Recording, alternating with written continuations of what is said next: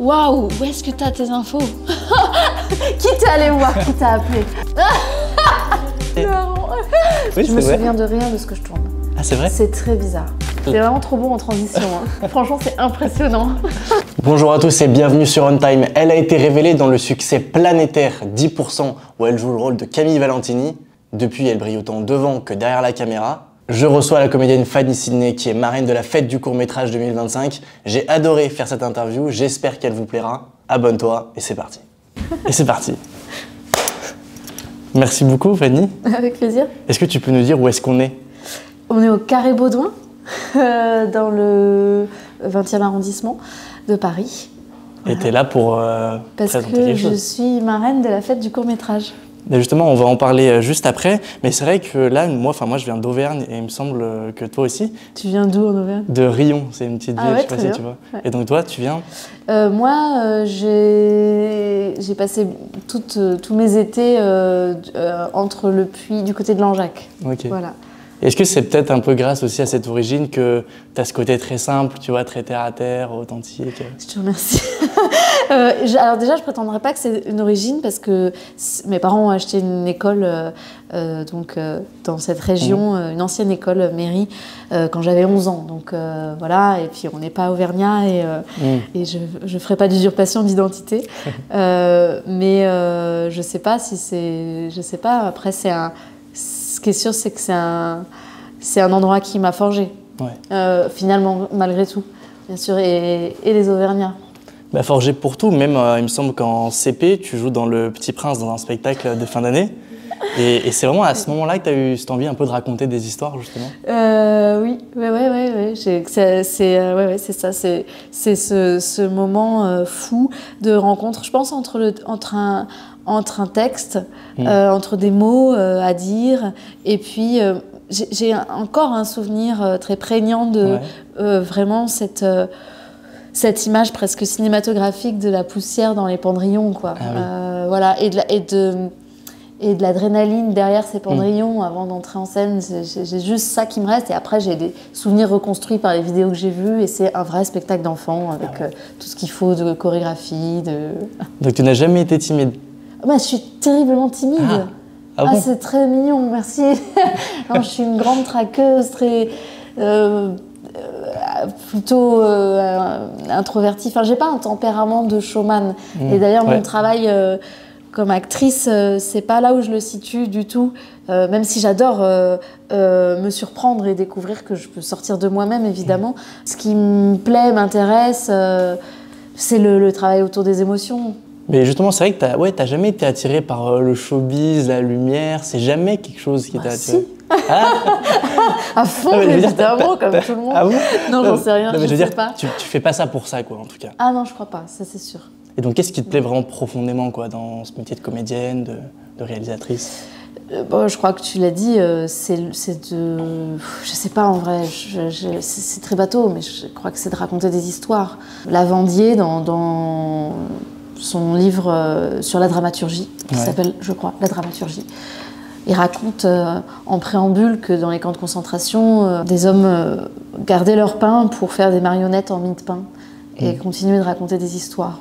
Donc, dans l'horreur absolue, la nécessité d'avoir des histoires est toujours présente, et c'est presque une question de survie. En tout cas, elle est quasiment équivalente à la question de la survie.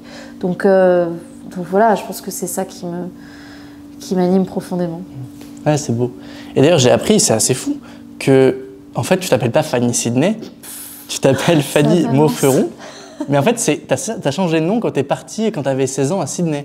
Waouh, où est-ce que t'as tes infos? Qui t'est allé voir? Qui t'a appelé? Non, j'ai plein de recherches. Mais non, mais ce que je veux dire... Bravo. Mais non, mais c'est fou, ça. Oui. Après, c'est un choix très adolescent. C'est vraiment un agent qui me dit « Comment tu t'appelles ?» Je donne mon nom, elle me dit « Change, on fera des coquilles partout dans le générique. » Résultat, elle a fait une coquille à mon nom, elle a mis un seul Y. Enfin bon, bref, je suis toujours en train de corriger comme si c'était un vrai nom, Sidney avec un I. Mais c'est un faux nom. Mais pour moi, il fait sens parce qu'il était autour d'un voyage qui revenait sur ma mythologie familiale avec des parents qui se sont rencontrés et aimés en Nouvelle-Calédonie. Et puis on est passé par Sydney, donc c'était une manière je sais pas, de retrouver une identité dans cette histoire et qui soit en même temps un peu nouvelle. Oui, c'est ça. Voilà, un autre continent. Mais bon, j'ai été 3 jours à Sydney, quoi. C'est ça. Non, mais c'est que ça fait pas bizarre qu'on t'appelle Fanny Sydney, même pour ta famille, etc.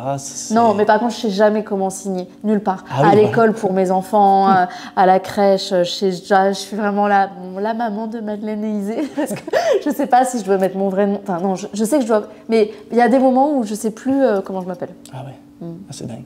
Et justement, ça, c'est quand tu as 16 ans et à 18 ans, il me semble que tu joues la fille de Vincent Gassel dans Mesrine. Oui. Mérine, je sais pas comment dire. Ouais, moi non plus. Pas qu'on dit Mérine. Non, mais... Et comment ça s'est passé à ce moment-là pour être casté pour un gros film? J'ai fait un casting avec Antoinette Boula. Je m'en souviens très bien parce que la veille, je jouais un spectacle au Cours Florent et je pense que j'étais encore complètement empreinte de ce grand texte de Moi je dis Ouawad que je jouais le soir. Et donc, j'y suis allée très à fleur de peau. Et je pense que le texte de Ouawad est ce qui portait a ouvert mes chakras pour ce casting. Ah, c'est vrai. Donc, comme quoi. Réponds-moi direct. Est-ce que je peux t'appeler n'importe quel jour de la semaine à 4h du matin? Oui. Tu peux commencer tout de suite? Donc chaque agent a en moyenne 80 comédiens. On les aide à trouver des rôles, on négocie leurs contrats. On en est où de Cécile de France pour le Tarantino? Et après, t'as quel âge quand tu rentres sur 10%? Parce que t'es encore étudiante, il me semble. Comment? T'es encore étudiante, Oui, quoi. Ah ouais. mais je suis une vieille étudiante. J'ai 28 ans. Ah oui, d'accord. Ah, t'es en études à 28 ans à ce moment-là? Oui, je suis rentrée à la FEMIS à 24 ans. Ah, d'accord. Ah oui, c'est ça. Et tu te souviens ou pas du premier jour de ton âge? De 10%? Ouais. Oh oui. Oh oui, je me souviens surtout que j'ai passé le week-end à me dire je vais appeler mon agent pour lui dire qu'ils doivent choisir une autre actrice parce que je peux pas. Moi, rouler en boule par terre, complètement dissociée, à faire des apéros avec des copains et à être là en mode genre qu'est-ce qui va se passer lundi, voilà. Et à me réveiller à, je sais pas, à 4-5 heures du mat, pas pouvoir du tout dormir, appeler mon père, ma mère en disant mon Dieu, mais je peux pas. Et avec mes coachs de vie qui sont là avec moi, qui ont été là de tous les instants, quoi. Et je suis allée marcher jusqu'à l'Arc de Triomphe. Je suis redescendue, je suis arrivée à pied sur le plateau. Et en plus, il y avait de l'enjeu pour ce premier jour parce que je devais tourner la première scène du personnage, la rencontre avec son père dans le café, la dernière scène du personnage, 6 épisodes plus tard. Et je crois qu'il y avait une autre scène et tout ça avec les 3 réalisateurs différents parce que c'est pas les mêmes épisodes. Voilà, donc je devais faire le grand arc du personnage et il y avait tout le monde. Il y avait Dominique Besnier qui était là, Fanny Herrero qui était là, tout le monde était là pour ce premier jour pour nous accueillir et en même temps je pouvais que me dire mais je sais pas, ça va être terrible si ils sont déçus ou si et j'ai eu quelqu'un derrière la caméra qui s'appelle Rodolphe Loga qui m'a regardé et qui, après ma première prise, m'a juste fait... et voilà, qui a beaucoup aidé. Voilà. Est-ce que toi, t'as ton épisode un peu préféré? Je sais que les gens, ils aiment bien choisir. Ah oui? C'est pas que c'est bon. J'ai une scène ou 2 préférées, mais je crois que l'épisode avec Sigourney Weaver restera pour moi un souvenir impérissable. Ah oui? Pourquoi? Parce que Sigourney, parce que c'est la rencontre avec quelqu'un qui, à la table, se prend le scénario et pense son rôle comme une dramaturge.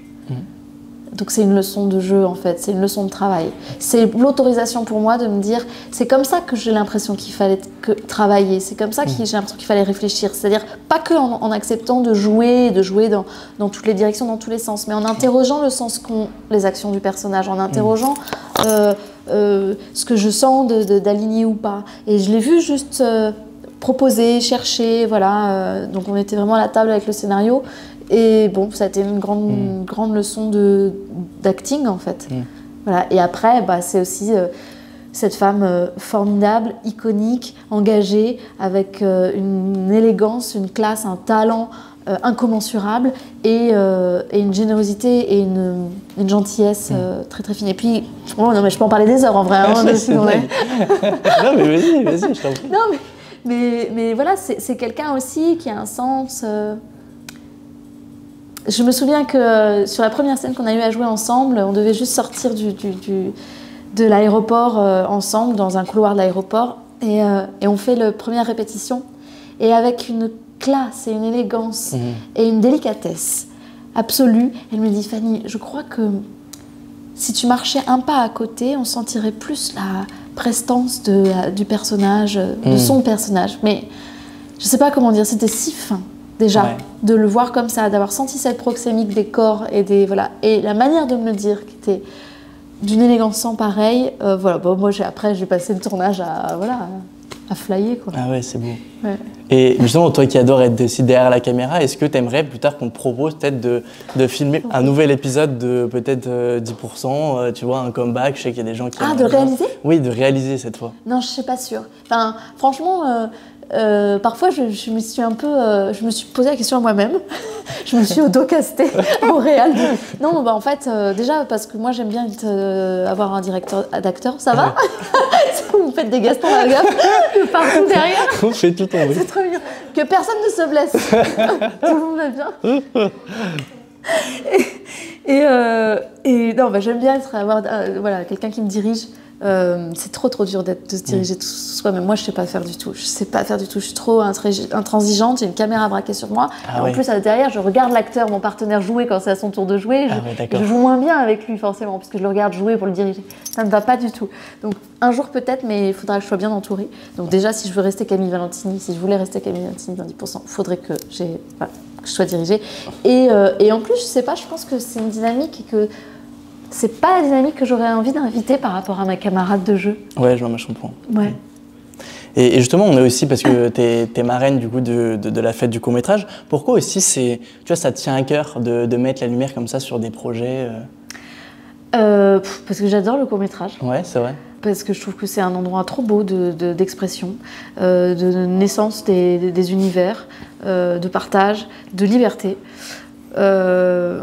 Bah voilà, déjà ça c'est beaucoup. Et puis parce qu'en fait, c'est aussi cet événement, je le trouve génial. Et je le connaissais pas quand on me l'a proposé. Et puis on me propose de temps en temps des... voilà, donc je regarde un peu. Puis celui-là, vraiment, j'ai eu un coup de cœur parce qu'il y a cette... vraiment, enfin là, quand on me dit, ok, il y a la réalisatrice de Samuel qui va être là, et la série Samuel sur Arte va être diffusée en boucle au Carré Baudouin. Enfin, il va y avoir des ateliers, des tables rondes autour de la musique de film, enfin, je trouve que c'est hyper populaire, c'est hyper beau. Et puis cette idée aussi, quand même, qu'on puisse organiser nos propres projections dans des établissements scolaires. Ça c'est genre fou en fait comme idée. C'est génial. Ouais. J'ai qu'une hâte, c'est de l'organiser dans l'école de mes filles qui ont 5 ans et de faire les petits programmes, s'il y a des programmes pour les enfants. Et j'arrête pas d'en parler autour de moi en disant « Mais t'as des ados toi, non? Tu travailles dans un lycée. Mais tu sais qu'il y a des programmes super. » Oui. Ouais, d'ailleurs, il y en a un super où tu as participé, qui a fait énormément de bruit, qui est absolument génial. C'est vraiment trop bon en transition. Franchement, c'est impressionnant. Ça s'appelle Les Belles Cicatrices de Raphaël Juzo. Je te voyais venir. C'est triste à dire, mais c'est plutôt quand toi t'es bourré que j'ai envie de toi en fait. Tu te laisses aller, tu deviens un autre Gaspard. T'inventes des pas de danse débiles que tout le monde reprend en chœur. Tu hurles à la fenêtre en demandant à toute la ville pourquoi elle s'endort alors qu'ici on se réveille à peine. Non mais il est formidable. Qu'est-ce que ça t'a fait aussi, tu vois, qu'il y ait autant d'engouement, tu vois, autour de ce film? C'est un cadeau du ciel. C'est fascinant, inespéré. C'est trop beau. C'est trop beau déjà pour le labeur de toutes les équipes dont je ne fais pas partie parce que franchement, c'est facile pour un acteur de venir doubler un film. Pour des animateurs, des coloristes, un scénariste, un réalisateur. Enfin, c'est des mois et des mois de travail. Donc c'est trop beau, ce petit caillou qui devient ce beau bonhomme de neige là. Cette avalanche de succès. C'est trop beau. Donc voilà ce que ça me procure. Tu dis que ça a été pas facile, mais il y a quand même quelqu'un qui a voulu te laisser un message. Alors je sais pas si tu reconnais sa voix. Hop, alors je vais te mettre ce message. Je te laisse mettre le petit bouton play. Hop. Il n'y a pas écrit qui c'est pas une vidéo. Coucou Fanny, c'est Raphaël Juzo, Oh, des Belles Cicatrices.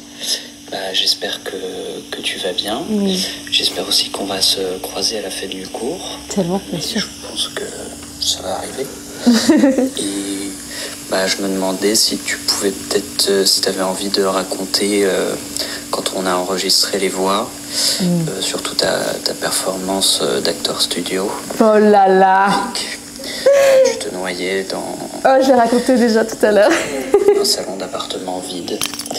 Mais tu l'as tellement bien fait qu'on y croyait, quoi. Non, c'est mignon. Bon, je te dis à très bientôt et je te fais des bisous. Ciao. Oh, je l'adore. Raphaël, qu'on Merci. embrasse. Et il recommence. Non, il recommence. Il veut plus s'arrêter. Ouais. T'as enregistré dans un appartement vide, les voix. En vide, il exagère, mais... non, mais oui, un appartement parisien avec du parquet qui craque. Pour faire les maquettes, je pense, les maquettes audio, qui permettent ensuite d'animer, quoi. Mais il fallait y mettre un peu du cœur. Et à tel point qu'en fait, quand on a réenregistré en studio, Raphaël me l'a avoué après, il y a un monologue dans le film. Et enfin non, c'est pas un monologue, c'est je sais pas comment on dit, c'est une diatribe un peu. Et mon personnage parle beaucoup à un petit moment et assez en colère. Et en fait, il a gardé la prise répétition sur le paquet qui craque. Ah oui, d'accord.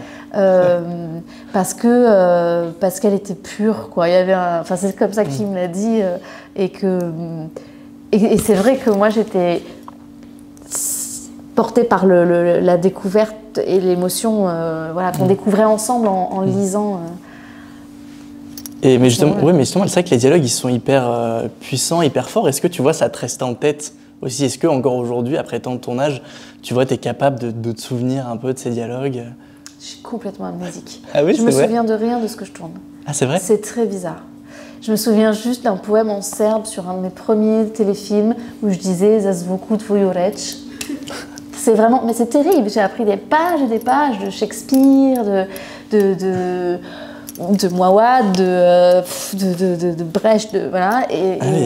Ouais, tu voulais que je te récite quelque chose? Oui, non mais. Tu vas être déçu. Non, mais c'est pas grave. Non, mais est-ce que c'est pour ça que tu t'es formé aussi à l'hypnose?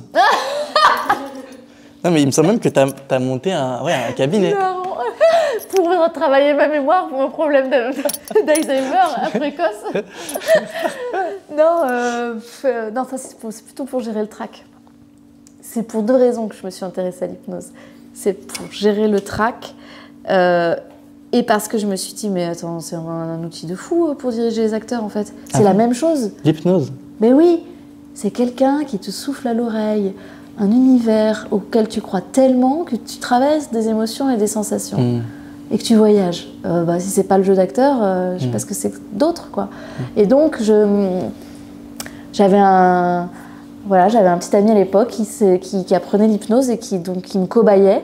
Et en le voyant s'y intéresser, j'ai mordu au truc, quoi. Et du coup, je me suis formée. Et justement, là, la prochaine actu aussi qu'il y aura, c'est que tu vas tourner ton premier long métrage, il me semble, cet été. Oui.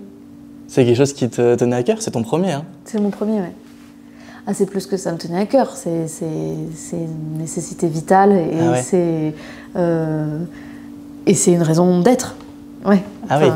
Oui. Donc c'est très personnel aussi, comme projet. C'est très personnel. Je suis pas dans un rapport à l'extime, à la Annie Ernaux. Je suis fascinée par les gens qui savent faire ça. Moi, j'ai besoin de métaphores. Donc c'est une métaphore, mais c'est évidemment nourri par des névroses très profondes, très personnelles. Merci beaucoup, Fanny. Avec grand plaisir. Super. Merci. Bon, je te laisse couper avant que je chante loin. Non, mais franchement.